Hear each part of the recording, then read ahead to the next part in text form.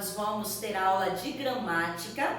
Pegue aí então o seu livro, galera dos terceiros A e B do Instituto Santa Terezinha.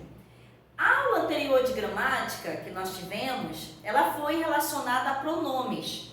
Então hoje eu vou dar sequência a esses pronomes da língua portuguesa, já que é uma classe gramatical vasta, bem dinâmica e tem uma grande repercussão na língua, tanto na língua escrita quanto na língua falada, certo, galera? Quando nós falamos em pronomes, automaticamente você vai ter que lembrar da aula anterior sobre pronomes pessoais, pronomes de tratamento, tá? Que foram relatadas na aula anterior. Hoje, na aula 10 de vocês, nós vamos fazer um breve comentário, resumo dos pronomes indefinidos, relativos e interrogativos da língua portuguesa. Sei lá, por favor. Então, nós temos o seguinte, galera. Primeiro, pronome indefinido. O nome já diz tudo. Indefinição. Aquela ideia vaga, imprecisa, que não diz exatamente o que quer dizer. Então, os pronomes indefinidos, eles se referem à terceira pessoa do discurso de modo impreciso ou indeterminado. Sabe aquele momento que você está lá no canto da tua casa à espera de alguém? Quem será esse alguém? Seu namorado? Seu amigo? Um esquema? Um contatinho? O ex? O atual? O futuro ex? Então, quando a gente trata, eu estou à espera de alguém, e de repente passa um amigo e pergunta para você, e aí, cara, tá fazendo o que aí? Tá esperando alguém? Aí você responde, ninguém. Por que essa utilização dos pronomes indefinidos? Porque na realidade você não quer o quê? Detalhar. Você não quer determinar que pessoa é essa. Só lembrando que o pronome indefinido, ele também pode agregar ao texto, principalmente à fala, uma ideia pejorativa, de crítica. Um Zé ninguém, um João ninguém, que isso aí já se torna uma expressão adjetiva em que eu estou tratando uma pessoa com menosprezo, com desdém. Isso aí é um João ninguém na minha vida. Ou seja, você transforma um pronome indefinido ninguém em a qualidade da pessoa. Para provar a vocês que na língua portuguesa, uma palavra, ela pode assumir mais de um sentido, como pode assumir mais de uma classe gramatical. Então eu trouxe aqui para vocês os pronomes para que você tenha essa visão ampla. Claro que esses pronomes vão poder ser utilizados de diversas maneiras, certo? Deste lado aqui, nós vamos ter os pronomes que variam, gênero, número, pessoa, e os pronomes invariáveis da língua portuguesa.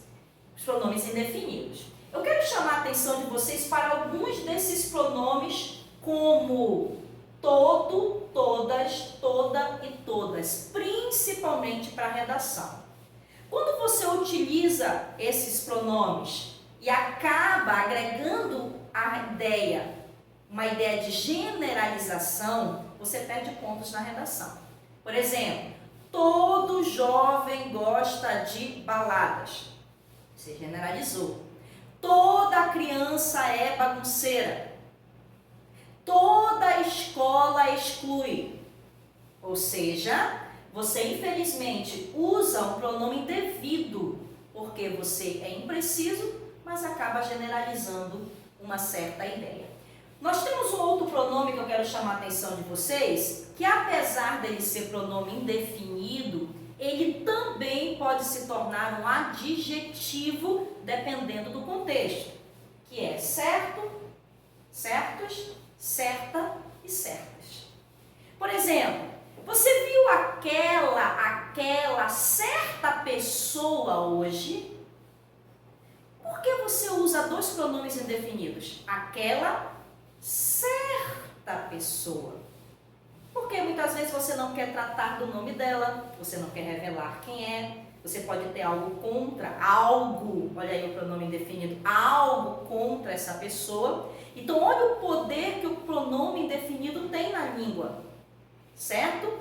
Chegou uma pessoa na tua casa e essa pessoa você não tem sentimento por ela. Ah, chegou alguém. Chegou um alguém aí, um certo alguém, tá? Lembra da música? Quando um certo alguém, tá? Por que esse um certo alguém? Uma pessoa que eu ainda não sei dizer quem é, certo? E eu quero chamar a atenção de vocês também para o pronome indefinido algo. Não usem este pronome na redação de vocês. O algo faz parte dos pronomes indefinidos, portanto, ele é impreciso na ideia dele. Quando você escreve lá na tua redação que o meio ambiente é algo, a família é algo, precisa se tomar alguma medida, algo deve ser feito, você não está apresentando uma ideia precisa. Mesmo escrevendo, você está sendo vago no teu discurso. Então, atentem bem à utilização dos pronomes indefinidos. Vale ressaltar que o pronome qualquer é a única palavra da língua portuguesa que a flexão do número plural é no meio. Atentem a essa utilização também. Qualquer pessoa, qualquer cidadão, qualquer comida, qualquer amigo. Quaisquer cidadãos, quaisquer pessoas, quaisquer amigos. Atentem também à concordância nominal nesse sentido, certo? Nós vamos agora para os pronomes, alguns exemplos aqui a vocês, tá? Só para que vocês entendam essa dimensão do indefinido. Que tal se alguém me ajudasse? Quem é que vai me ajudar? Não sei. Ele tem algo para você. Já parou para pensar na desgraça psicológica que é quando alguém chega contigo e diz: eu tenho algo para te revelar. Eu tenho algo para te dizer. Nós temos algo a tratar. Cara, a palavra algo aqui nesse contexto, ela vai ter N dimensões. E aí você fica atordoada pensando no que representa esse algo. Ninguém pode me obrigar a fazer isso.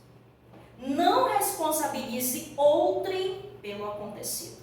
Então, nós temos aqui alguns exemplos de pronomes indefinidos, tá? Agora sim, nós vamos para os pronomes relativos da língua portuguesa, que inclusive eles são importantíssimos para a construção textual. Por quê?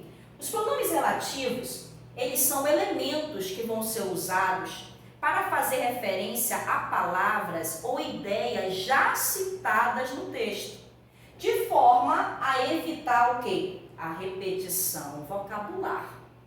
Daí, na tua redação, você usar esses pronomes relativos, que, onde, o qual, pelo qual, pelas quais, sempre atentando à concordância nominal. Eu tenho um ponto importantíssimo que eu sempre trabalho com os meus alunos, eu sempre relato isso para eles, que é comum na língua portuguesa, que é a utilização do pronome relativo onde. Lembrem-se, galera aí dos terceiros, eu já falei isso para vocês. Onde é um pronome relativo que faz referência a lugar, somente para lugares. Então, na tua redação, você não pode usar o onde para, por exemplo, pessoa. A pessoa onde o crime, gramaticalmente incorreto. O problema onde a pessoa morreu, gramaticalmente incorreto. Onde você mora? Onde você encontrou isso? Onde você passou a noite? Aí sim, você está usando o pronome, inclusive agora nesse exemplo que eu coloquei como pronome interrogativo. Mas o onde é somente para lugares na língua portuguesa. E aqui segue alguns pronomes que você pode utilizar também, o famoso que, é muito comum, até porque o que tem outras funções na língua, e eu quero chamar a atenção de vocês para a utilização do o qual, no qual, pelo qual, que você pode estar fazendo referência à ideia já citada. Vale ressaltar também, galera, que os pronomes cujo, cujos, cuja e cujas não aceita artigo em seu complemento. Preste bem atenção. Cujo, cujos, cuja, cujas não aceita artigo em seu complemento. Por exemplo, você escreve lá na redação: o homem cuja a ganância, gramaticalmente incorreto. O homem cuja ganância. Então, apesar de ser um aspecto comum na língua a utilização do artigo, nesse contexto, junto com o pronome, é gramaticalmente inaceitável. Então, nós vamos agora para alguns exemplos da utilização dos pronomes relativos, certo? E você era a princesa que eu fiz coroar. Percebem que esse que faz referência a quem? Princesa, é um trecho aí de Chico Buarque. Os temas sobre os quais falamos são bastante complexos. Os quais se refere a qual ideia, galera? Temas. Não precisa usar somente o pronome que. Use os quais, as quais e assim por diante. Ela era minha professora, a quem admirei ao longo do percurso. Este quem admirei se refere a quem? Professora, pronome relativo. O funcionário cujo currículo desconheço foi promovido. O que é que nós temos aqui? Cujo currículo. Eu não posso colocar cujo o currículo, lembrem-se disso. Os trabalhos cujas interpretações não tenham sido feitas serão prejudicadas. Mais uma vez, cujas aqui concorda com interpretações neste caso, tá? O pronome cujo, ele tem também essa função de se relacionar ao que será citado no texto, ele faz relação também com essa ideia, só não usem os artigos para complementá-los, certo? E para nós encerrarmos, nós temos os pronomes interrogativos, que são bastante conhecidos já de vocês, né? Desde criança nós somos adaptados a fazer muitas perguntas. O que é que eu vim fazer aqui? Quem sou eu? Né? Quanto tempo eu ainda tenho nesse mundo?